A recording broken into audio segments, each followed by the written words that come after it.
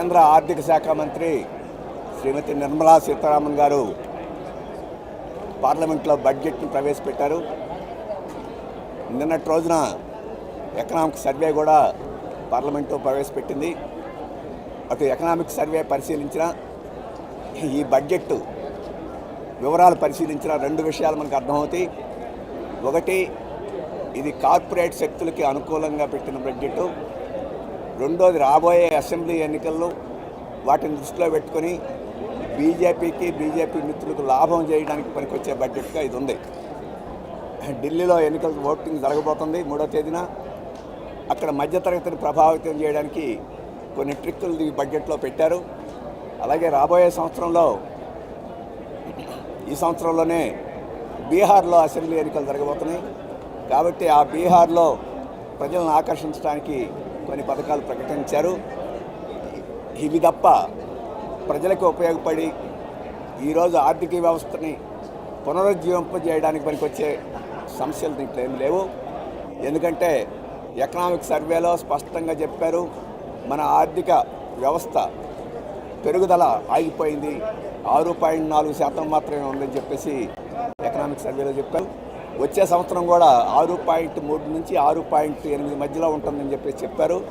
దీన్ని బట్టి మన ఆర్థిక వ్యవస్థ చాలా కుంటుకుంటూ నడుస్తుంది, చాలా సమస్యలతోటి ఉన్నది.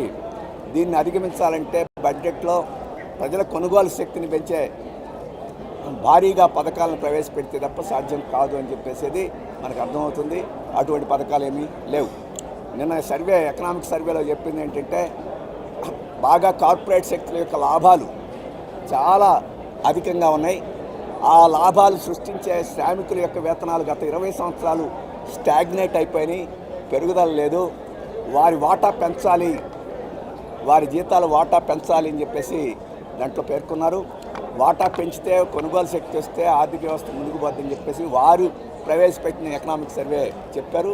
కానీ అటువంటి మార్పులు ఏమీ చేయలేదు. ఇప్పుడు ఇన్కమ్ ట్యాక్స్ స్లాబులు పెంచాము అని చెప్పేసి ఇంకొక వారం తర్వాత ఇన్కమ్ ట్యాక్స్ బిల్లు కూడా పెట్టబోతున్నామని చెప్పేసి ఒక ప్రకటన చేశారు. దాంట్లో ఇచ్చే రాయితీలు అది భిక్షం వేసిన రాయితీలు తప్ప దానివల్ల పెద్ద ప్రయోజనం ఏం లేదు. అలాగే ఓల్డ్ పెన్షన్ స్కీమ్ని ఈరోజు అమలు జరిపితే, న్యూ పెన్షన్ స్కీమ్ స్థానంలో ఓల్డ్ పెన్షన్ స్కీమ్ని అమలు జరిపితే చేతుల్లోకి బాగా డబ్బులు వస్తాయి మధ్యతరగతికి. ఆ రకంగా దేశ ఆర్థిక వ్యవస్థకు లాభం జరుగుతాయి. దాని గురించి ఏమీ మాట్లాడలేదు ఈరోజు. అలాగే పోయిన సంవత్సరం బడ్జెట్లో ప్రవేశపెట్టిన కొత్తగా ఉద్యోగాలు ఇచ్చే వాళ్ళకి ఇన్సెంటివ్స్ అని చెప్పేసి అన్నారే పోయినసారి బడ్జెట్లో, అవే మళ్ళీ చెప్పారు తప్ప కొత్త ఏమీ లేవు. ఆ ఇన్సెంటివ్స్ కూడా పెద్ద కార్పొరేట్కి వర్తించే తప్ప ఇంకోటి కాదు. ఇక రెండో విషయం, సంస్కరణలు వేగవంతం చేస్తూ ఉన్నారు. ఏవి సంస్కరణలు?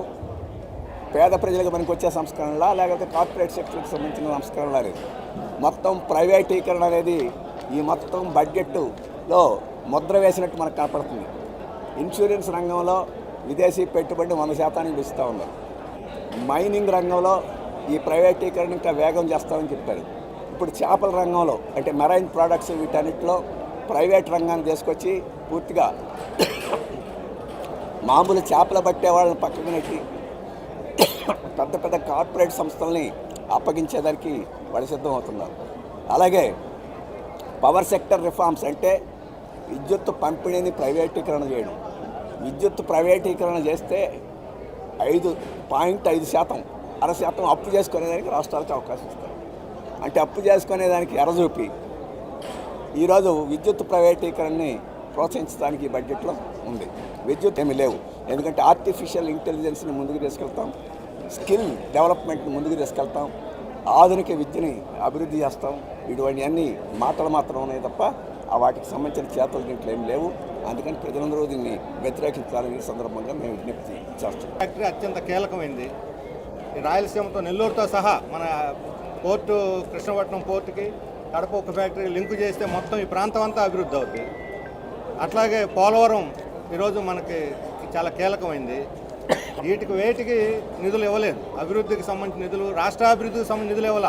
కాంట్రాక్టర్లు కట్టబెట్టడానికి, బిల్లులు ఇవ్వడానికి సరిపడే ఇన్ఫ్రాస్ట్రక్చరు, దేశవ్యాప్తంగా ఉన్న రోడ్లు, హైవేలు లేదా పోర్టులు వాటిల్లో భాగంగా మన రాష్ట్రానికి తప్ప రాష్ట్రానికి ప్రత్యేకంగా ఒక పైసా ఇవ్వలేదు. 0 చుట్టారు.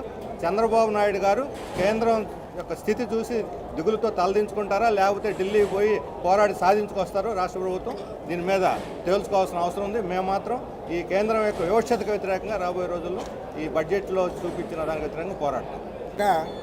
భారత కమ్యూనిస్ట్ పార్టీ రాష్ట్ర సమితి తరఫున వారందరికీ అభినందనలు తెలియజేస్తా ఉన్నాను. ఈ మహాసభల్లో జరిగే చర్చలు రాబోయే రోజుల్లో మన ఆంధ్ర రాష్ట్ర భవిష్యత్తుకు ఉపయోగపడతాయని చెప్పి, రాబోయే రోజుల్లో వామపక్ష ప్రజాతంత్ర లౌకిక శక్తుల ఐక్యతతో మరిన్ని పోరాటాలకు మేము సమాయత్తం కావడానికి, కేంద్రంలో రాష్ట్రంలో అధికారంలో ఉన్న ఎన్డీఏ ప్రభుత్వాన్ని వారి యొక్క ప్రజా వ్యతిరేక విధానాలకు నిరసనగా పోరాటాలు చేయడానికి కూడా ఈ మహాసభ చేసే తీర్మానాలు ఉపయోగపడతాయని చెప్పి ఆశిస్తున్నాను. ప్రత్యేకించి ఇవాళ పార్లమెంట్లో నిర్మలా సీతారామన్ గారు, కేంద్ర ఆర్థిక మంత్రి గారు, ఆమె బడ్జెట్ ప్రవేశపెట్టారు. చాలా బాధాకరమైన అంశం ఏమంటే ఇందులో అసలు మౌలిక అంశాల గురించి మాట్లాడలేదు. ఇవాళ దేశవ్యాప్తంగా పెద్ద ఎత్తున రైతాంగ పోరాటం జరుగుతోంది కనీస మద్దతు ధరల గురించి. ఆ విషయంలో ఒక్క మాట కూడా ఆమె నోటి నుంచి రాలేదు.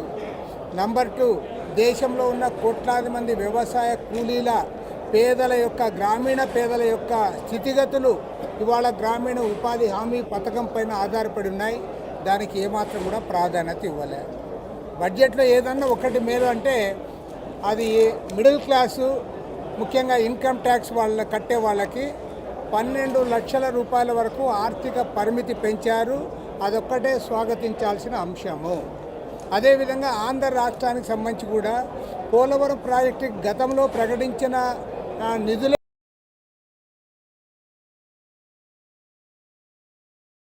మరెన్నో వీడియోల కోసం మా ఛానల్ ని సబ్స్క్రైబ్ చేసుకుని పక్కనే ఉన్న బెల్ ఐకాన్ ని క్లిక్ చేసి యాక్టివేట్ చేసుకోండి.